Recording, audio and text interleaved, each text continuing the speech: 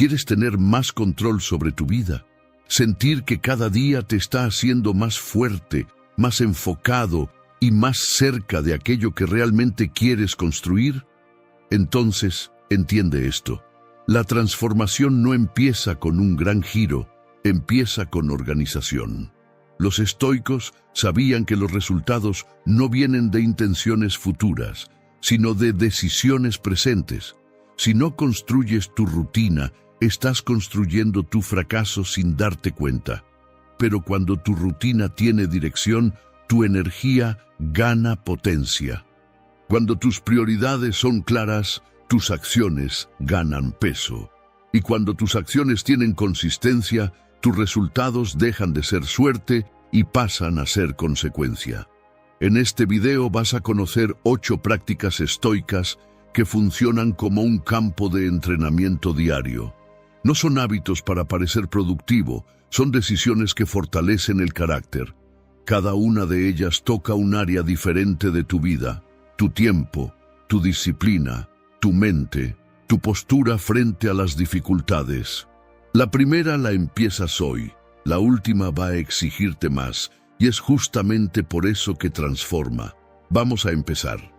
1. Despierta temprano. Gana cada mañana de tu vida. Eres capaz de despertarte más temprano, incluso cuando la cama parece más cómoda que cualquier responsabilidad que te esté esperando afuera. La cobija está tibia, el cuarto está en silencio, y tu cuerpo pide unos minutos más. Pero la cuestión nunca fue comodidad, sino mando. Y cada mañana es una prueba silenciosa sobre quién gobierna a quién. Tú gobiernas tus impulsos o tus impulsos te gobiernan a ti. Marco Aurelio se escribía a sí mismo algo simple y directo. No naciste solo para quedarte abrigado bajo las cobijas, naciste para cumplir tu papel. Y eso es poderoso, porque papel significa responsabilidad, y la responsabilidad exige acción, no aplazamiento. Él era emperador. Podría aplazar compromisos, delegar tareas, ignorar responsabilidades. Aún así, en sus meditaciones, se recordaba a sí mismo que estaba ahí para actuar como hombre, gobernante, estoico y esposo. Él entendía que el día empieza en el momento en que la conciencia despierta, y que perder la mañana es perder la primera oportunidad de probar carácter. Cuando decides ganar tus mañanas, no solo te estás despertando más temprano, te estás diciendo a ti mismo, yo gobierno mi vida. Estás afirmando que tu disciplina es mayor que tu inercia. No son 10 minutos los que transforman tu destino, es tu postura. Programar la alarma unos minutos antes de lo habitual es un gesto pequeño, pero simbólico. En vez de despertarte porque toca, te despiertas porque elegiste. Y esa diferencia cambia la identidad de quien despierta. Y una elección repetida se vuelve identidad.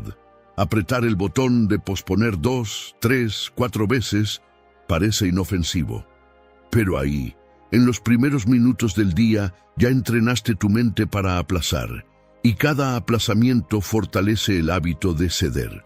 Y lo que empieza como aplazamiento en la cama, termina como procrastinación a lo largo del día. Lo que haces al despertar define el tono del resto de las horas. La primera decisión del día suele resonar en las siguientes. Es incoherente prometer ser una versión mejor mañana, mientras hoy alimentas hábitos que debilitan tu disciplina. El futuro no respeta promesas hechas por quien no honra el presente. Organizar tu rutina no significa copiar a los influenciadores que viven realidades diferentes a la tuya. Significa identificar lo que puedes mejorar dentro de tus propias circunstancias y empezar con lo que tienes. Disciplina real no es estética de redes, es coherencia diaria. Puede ser levantarte un poco antes para moverte, leer unas páginas de un buen libro, reflexionar en silencio, preparar un desayuno mejor. Lo esencial no es la actividad en sí, sino el significado que carga. Empezaste el día por decisión, no por impulso. y quien empieza el día por decisión, termina el día con dirección. Si es difícil, deja el celular lejos de la cama. Obliga al cuerpo a levantarse. Pequeñas estrategias construyen grandes cambios, porque la disciplina no nace de grandes discursos, nace de pequeños actos repetidos. Pero hay algo todavía más importante: la mañana empieza la noche anterior. Puede que no controles lo que pasa mientras duermes, pero controlas lo que haces antes de acostarte. Dormir con el celular en la cara, repasar problemas, revivir discusiones, pensar en cuentas y pendientes.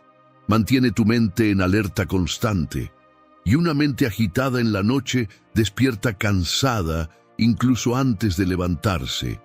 Antes de dormir, acepta que hay cosas que no se van a resolver en ese instante. Usa ese tiempo para calmar los pensamientos, no para alimentarlos. Desconectarte no es negligencia, es preparación. Dominar las mañanas es dominar el comienzo de tu día, y quien gobierna el comienzo tiene muchas más posibilidades de gobernar el resto. Quien gana la primera batalla difícilmente entra desprevenido en las siguientes. Ser estoico es eso, asumir el control de las primeras horas, porque es en ellas donde demuestras, en silencio, quién está al mando, y esa prueba no necesita aplausos, necesita constancia. 2. Haz un trabajo profundo. ¿Ya notaste cómo es posible estar ocupado todo el día y, aún así, terminar el día con la sensación de que nada realmente avanzó? Respondes mensajes, resuelves tareas pequeñas, participas en reuniones, cumples compromisos. La agenda está llena. Pero, al final, ¿qué fue lo que de verdad se construyó? Ese es el peligro de la superficie. Repetir no es evolucionar. Estar activo no es crecer. Hay una diferencia silenciosa entre movimiento y progreso, y pocos se dan cuenta de eso. Malcolm Gladwell habló de las 10.000 horas necesarias para dominar una habilidad, pero lo que transforma a alguien no es el tiempo acumulado, es el tipo de atención invertida en ese tiempo.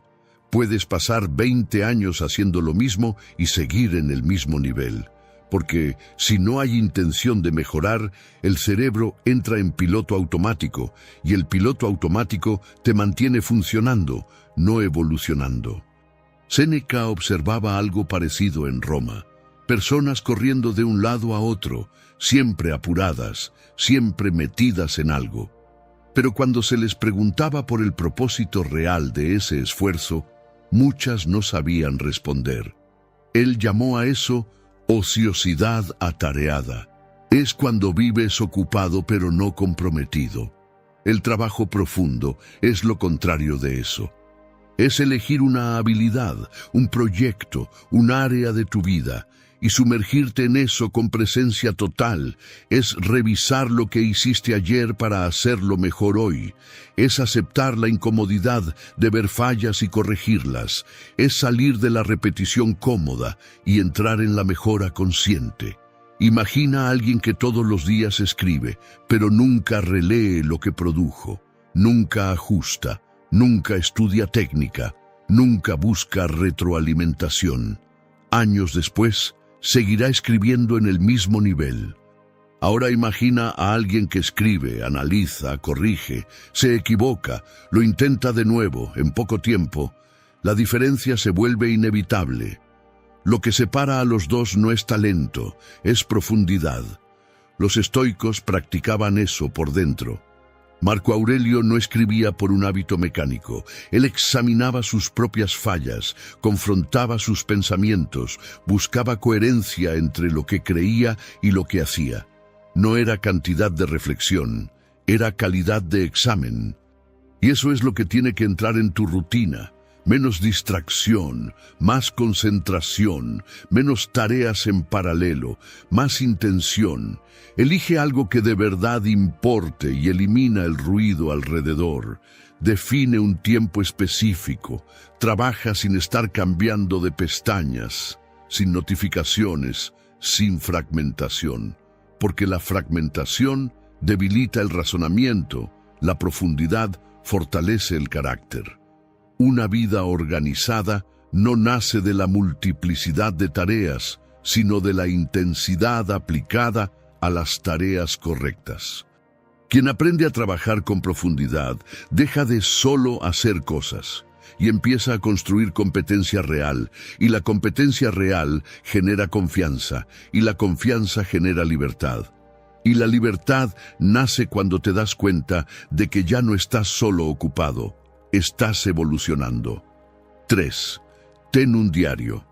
¿Ya notaste cómo un pensamiento repetido muchas veces empieza a parecer verdad, incluso cuando nunca fue examinado? La mente es capaz de convertir una suposición en convicción, un miedo en certeza, una hipótesis en amenaza real.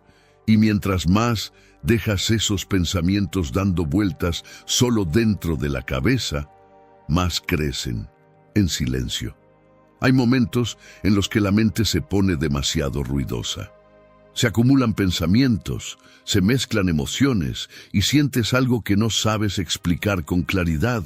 No es solo tristeza, no es solo ansiedad, en realidad es una niebla.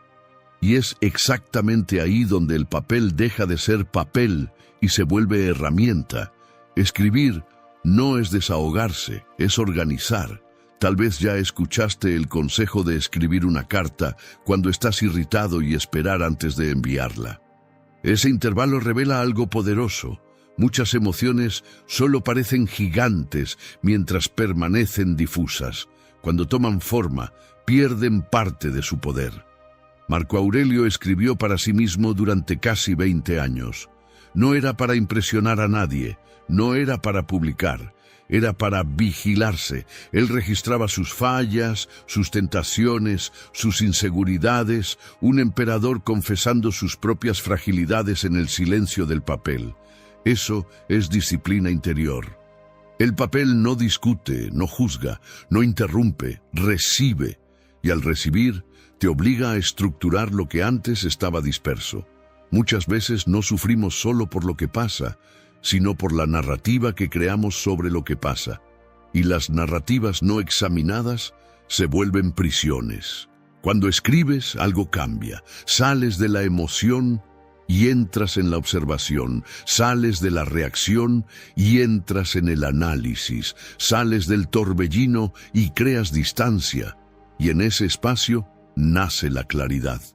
Ansiedades que parecían aplastantes revelan exageraciones. Miedos que parecían absolutos muestran fragilidad. Ideas que parecían sólidas se contradicen cuando las pones en el papel. Lo que es vago domina, lo que es examinado se debilita. El diario no es solo registro, es confrontación consciente.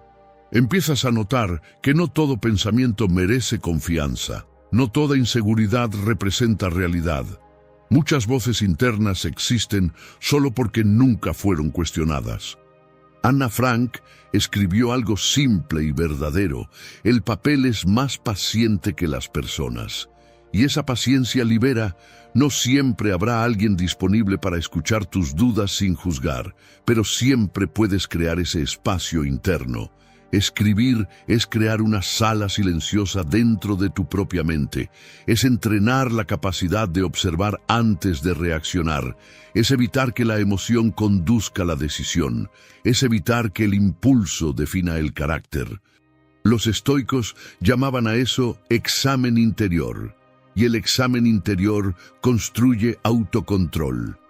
Cuando conviertes confusión en conciencia, empiezas a recuperar dominio. Cuando organizas tus pensamientos, organizas también tus elecciones. Y elecciones organizadas construyen una vida organizada. No se trata de escribir bonito, se trata de pensar con claridad. Y claridad, sobre todo en nuestro mundo de hoy, es poder. 4. Mueve tu cuerpo. Si dejáramos que una niña o un niño decidiera qué comer todos los días, probablemente elegiría dulces, gaseosa y todo lo que ofrece placer inmediato. No porque sea malo o inconsecuente, sino porque todavía no desarrolló criterio. El cuerpo, cuando no es guiado, actúa igual. Prefiere el sofá al movimiento, prefiere el azúcar al equilibrio, prefiere la comodidad inmediata al beneficio a largo plazo. Siempre buscará el camino de menor resistencia y cuando esa inclinación no encuentra dirección, se convierte en patrón y patrón repetido se vuelve destino. Los estoicos entendían algo esencial. Libertad no es hacer lo que uno quiere, es no ser gobernado por lo que uno quiere. Ellos no vivían solo según el deseo, sino según el deber. Hacían lo que había que hacer, incluso cuando el impulso decía lo contrario. Esa disciplina no era rigidez, era coherencia. Marco Aurelio se recordaba a sí mismo que no nació para buscar solo comodidad, sino para cumplir un papel. Y ese principio no aplica solo para la mente, aplica también para el cuerpo, porque el cuerpo no es solo materia, es instrumento. Una mente disciplinada difícilmente florece en un cuerpo descuidado. Poca energía debilita decisiones. El sedentarismo alimenta apatía. El exceso genera letargo. Lo que haces físicamente reverbera mentalmente. El estoicismo se apoya en la lógica, en la ética y también en la física. No existe desarrollo humano completo cuando esas dimensiones caminan separadas. Pensar bien, actuar bien y cuidar el cuerpo forman parte de la misma construcción. No tiene sentido buscar claridad mental mientras aceptas la inercia física como patrón. Mover el cuerpo es un acto de coherencia interna, es alinear pensamiento y acción. Puede ser simple, una caminata de 10 minutos, unos estiramientos, escoger las escaleras en vez del ascensor. Puede ser ajustar la alimentación, reducir excesos, sustituir lo automático por lo consciente. Pero no subestimes lo simple, porque no es la intensidad inicial lo que importa, es la constancia. La constancia construye resistencia, la resistencia construye confianza, y la confianza construye dominio. Pregúntate, ¿qué puedes empezar hoy que, repetido a lo largo de los meses, transformará no solo tu disposición, sino tu identidad hasta el final del año? Esto no es estética, no es estándar corporal, no es promesa vacía de internet, es respeto. Respeto por el cuerpo que sostiene tus pensamientos, respeto por la energía que necesitas para cumplir tu palabra, respeto por el instrumento que carga tu vida todos los días. Cuando eliges moverte incluso sin ganas, te envías un mensaje silencioso. Yo mando, no la inercia. Y ese mensaje moldea el carácter, porque la disciplina física no termina en el entrenamiento. Atraviesa el día, influye en tu postura, en tu alimentación, en tu resistencia emocional y en tu capacidad de soportar frustración. Un cuerpo que aprende a obedecer fortalece una mente que aprende a liderar. Y una mente que lidera no es esclava de la comodidad, elige todos los días. 5. Lee algo todos los días. ¿Ya notaste lo fácil que es pasar un año entero sin cambiar la manera en que piensas? Pasan los días, se acumulan obligaciones, se repiten conversaciones, y en el fondo la mente sigue limitada al mismo repertorio. Ese es el peligro de no leer. Cuando no alimentas tu mente con ideas nuevas, ella empieza a nutrirse solo del ambiente, opiniones al azar, titulares rápidos, contenido fragmentado, y una mente alimentada solo por lo inmediato empieza a perder profundidad. Séneca decía que al leer ampliamos nuestra vida más allá de nuestro propio tiempo, porque cada libro carga décadas de experiencia condensadas en páginas. Cada autor ya enfrentó dudas, errores, conflictos internos y decidió organizar eso en pensamiento estructurado. Cuando lees, acortas caminos. Un autor puede tardar 20 años en comprender algo que tú puedes absorber en 20 minutos de lectura atenta. Eso no es solo aprendizaje, es ventaja existencial. Marco Aurelio reconoció eso cuando agradeció haber tenido acceso a las enseñanzas de Epicteto. Él no veía la lectura como pasatiempo intelectual, la veía como formación de carácter. Y esa es la diferencia. Leer no es acumular páginas, es ajustar el lente con el que ves el mundo. Sin lectura piensas solo con tus experiencias limitadas, con lectura piensas con siglos de reflexión acumulada. Pero aquí está el error común: esperar el momento perfecto. El mes que viene, empiezo. Cuando la vida se calme, cuando tenga más tiempo. La vida rara vez desacelera sola. Si esperas silencio absoluto para empezar, nunca empiezas. Leer no requiere horas libres, requiere decisión. Una página al día, 10 minutos en la mañana, unos párrafos antes de dormir. Lo que importa no es el volumen, es la constancia. Y más importante todavía es la aplicación. Lectura sin reflexión se vuelve acumulación de frases bonitas. Lectura con reflexión se vuelve transformación práctica. Los estoicos no leían para parecer eruditos, leían para volverse más lúcidos, para fortalecer el juicio, para ampliar la capacidad de decisión. Aquí, mientras escribo estos videos, sería imposible hablar con profundidad sin haber ido a la fuente, sin haber leído a Marco Aurelio directamente, sin haber estudiado a Séneca, sin haber entendido a Epicteto en sus propias palabras. La profundidad no nace de un resumen, nace de inmersión, y cuando lees de verdad, pasa algo silencioso. Te das cuenta de que incluso un emperador luchaba contra la procrastinación, que incluso un filósofo enfrentaba ansiedad, que grandes mentes también tuvieron miedo, duda, fallas. Eso cambia tu perspectiva. Dejas de sentirte aislado en tus propias dificultades y empiezas a ver tus desafíos como parte de la experiencia humana. Y esa perspectiva fortalece. Dedicar unos minutos al día puede parecer pequeño, pero a lo largo de un año, eso se convierte en cientos de páginas, decenas de conceptos asimilados, decisiones más conscientes, y decisiones conscientes construyen vidas sólidas.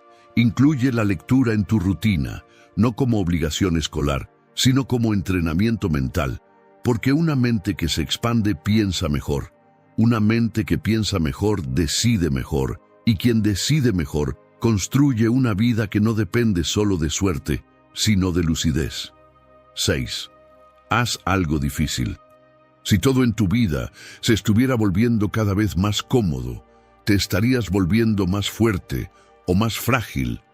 Esa es una pregunta que casi nadie se hace. Vivimos en una era construida para eliminar esfuerzo. Aplicaciones acortan procesos, servicios resuelven problemas, productos prometen ahorrar energía. El mundo moderno trabaja para que nunca tengas que esforzarte demasiado, y la comodidad constante parece progreso.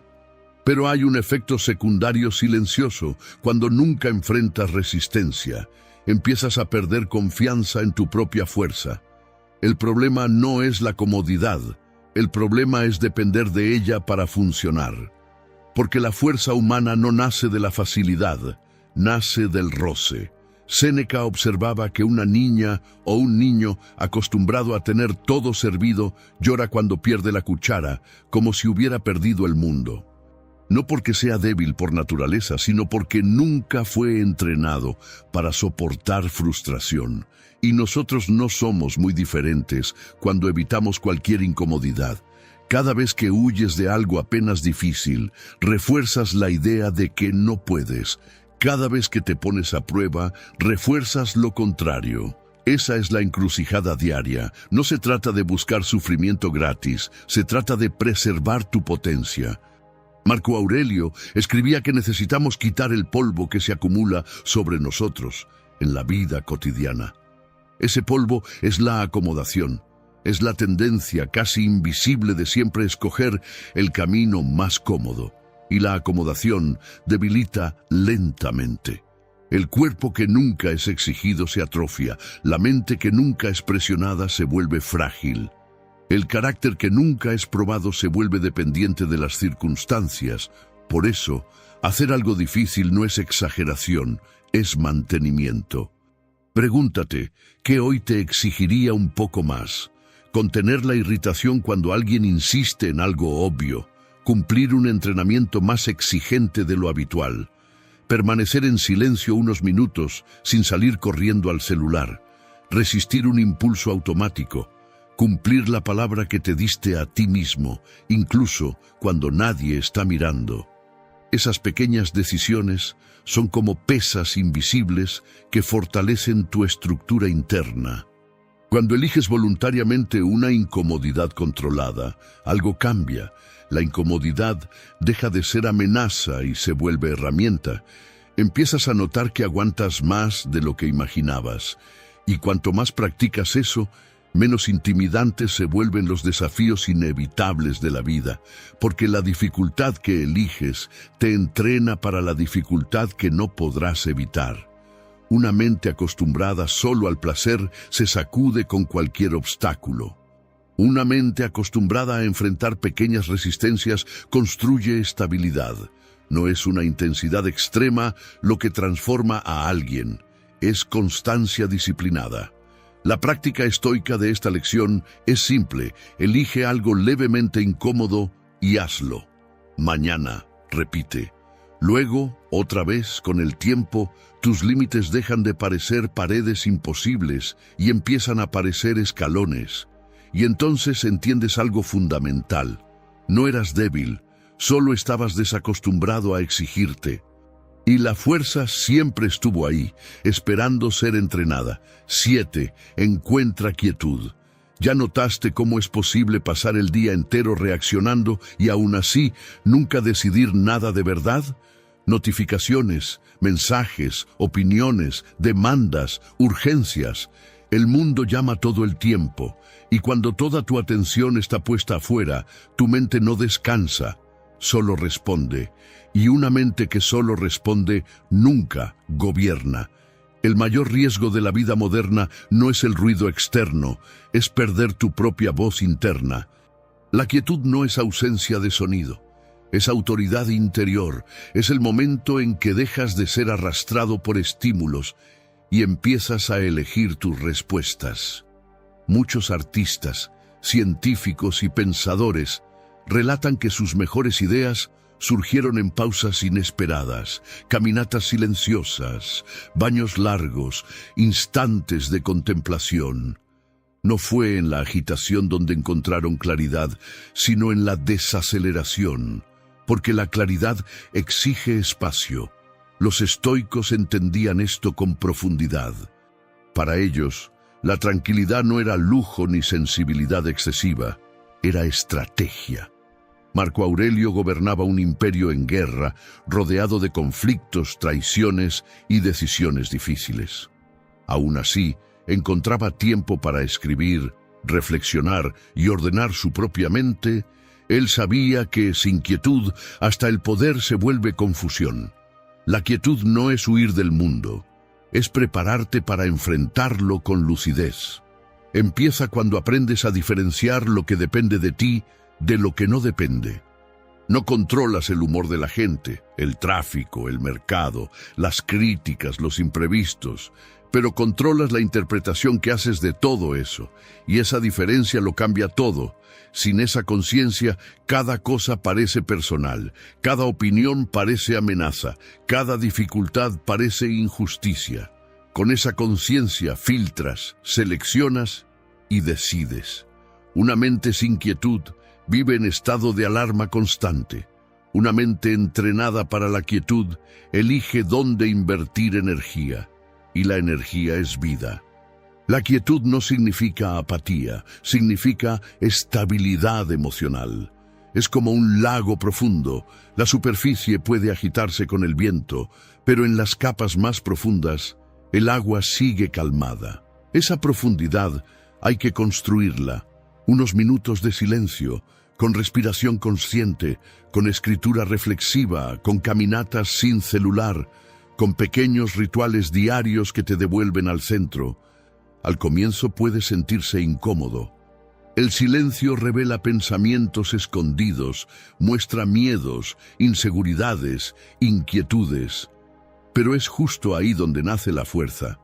Cuando observas tus pensamientos en vez de fusionarte con ellos, te das cuenta de que muchas son solo exageraciones, anticipaciones o historias creadas por la ansiedad, y esa percepción debilita su poder. Una mente entrenada para la quietud no se desespera con el primer problema, no se deja dominar por cada emoción pasajera. Mantiene firmeza cuando el ambiente se vuelve caótico porque no reacciona, responde. Incluir momentos de silencio en tu rutina no es perder productividad, es fortalecer la base de tus decisiones, es reducir errores impulsivos, es aumentar tu claridad. Una vida organizada por fuera puede derrumbarse si por dentro hay turbulencia constante. Pero cuando hay orden interno, incluso los días difíciles se atraviesan con más estabilidad. La quietud es eso, el espacio donde recuperas el mando. Y mientras más practicas, más notas que no tienes que reaccionar a todo. Puedes elegir, y es en esa elección silenciosa donde empieza la verdadera fuerza. 8. Asume responsabilidad por tu propia vida. Hay una diferencia enorme entre mejorar hábitos y asumir responsabilidad. Mejorar hábitos es ajustar comportamientos. Asumir responsabilidad es cambiar la postura frente a la propia existencia. Mientras creas que tu situación es consecuencia solo de las circunstancias, siempre habrá algo externo a quien culpar. El trabajo, la economía, la familia, la falta de tiempo, el ambiente. Y mientras la causa esté afuera, el poder también estará afuera. Los estoicos eran radicales en este punto. Epicteto decía que no son los acontecimientos los que nos perturban, sino los juicios que hacemos sobre ellos. Eso no significa negar dificultades reales, significa reconocer que, incluso frente a ellas, todavía hay algo bajo tu control, tu respuesta. Asumir responsabilidad no es decir que tú causaste todo lo que pasó. Es decir que tú eres responsable de lo que harás a partir de aquí. Ese cambio parece simple, pero cambia por completo tu energía. Cuando dejas de preguntar, ¿por qué me pasó esto a mí?, y empiezas a preguntar, ¿qué puedo hacer con esto?, sales de la posición de víctima y entras en la posición de agente, y el agente construye. Sin esa postura, cualquier plan de rutina se vuelve teoría, porque siempre habrá justificaciones para no cumplir. Con esa postura, incluso los días difíciles se vuelven materia prima. La responsabilidad organiza la vida de adentro hacia afuera. Empiezas a notar que, si estás cansado todo el tiempo, necesitas ajustar tu descanso. Si estás distraído, necesitas ajustar tus estímulos. Si estás estancado, necesitas revisar tus decisiones. No es cómodo, pero es liberador.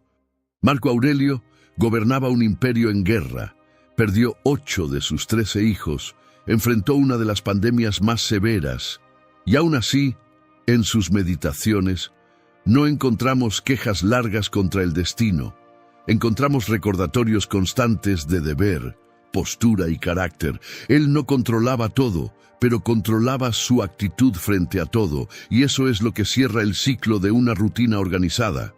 Puedes despertarte temprano, puedes trabajar con profundidad, puedes limpiar tu mente escribiendo, puedes entrenar tu cuerpo, leer a los grandes clásicos de la literatura, puedes cortar tus vicios o buscar quietud, pero si en el fondo todavía crees que tu vida depende más de los demás que de ti, todo seguirá inestable.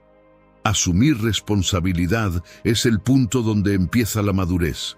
No es pesado, es liberador. Porque en el momento en que asumes que tu respuesta es tuya, recuperas poder. Y el poder es lo que sostiene disciplina, claridad y dirección. Al final, organizar tu rutina es apenas el comienzo. El verdadero trabajo es organizar tu postura frente a la vida. Y eso solo pasa cuando decides dejar de tercerizar el mando. A partir de ese momento, todo cambia, porque el mundo sigue siendo impredecible. Las dificultades siguen existiendo. Las presiones no desaparecen. Pero algo esencial se reordena por dentro. Dejas de esperar que las circunstancias se alineen y empiezas a alinear tu postura. Marco Aurelio escribió algo que atraviesa siglos con la misma fuerza. Tienes poder sobre tu mente, no sobre los acontecimientos externos. Date cuenta de eso y encontrarás fuerza. Esto no es una frase inspiradora, es una estructura de vida. Cuando entiendes esto de verdad, dejas de desperdiciar energía intentando controlar lo incontrolable y empiezas a fortalecer aquello que siempre estuvo a tu alcance. Tu claridad aumenta, tus decisiones se vuelven más firmes, tu reacción se vuelve más consciente y entonces algo cambia de una forma casi silenciosa, dejas de vivir a la defensiva. La vida deja de ser algo que te pasa y pasa a ser algo que tú construyes a partir de lo que pasa. Eso es madurez estoica. No es ausencia de problemas, es presencia de postura. Al final, organizar tu rutina nunca fue solo sobre horarios, hábitos o disciplina. Siempre fue sobre esto, asumir el mando de tu propia conciencia. Porque quien gobierna su propia mente no necesita que el mundo esté tranquilo para mantenerse firme. Si este contenido te trajo claridad, si tuvo sentido para tu vida, entonces muestra que estás asumiendo ese mando. Dale like, compártelo con alguien que necesita escuchar esto y escribe en los comentarios: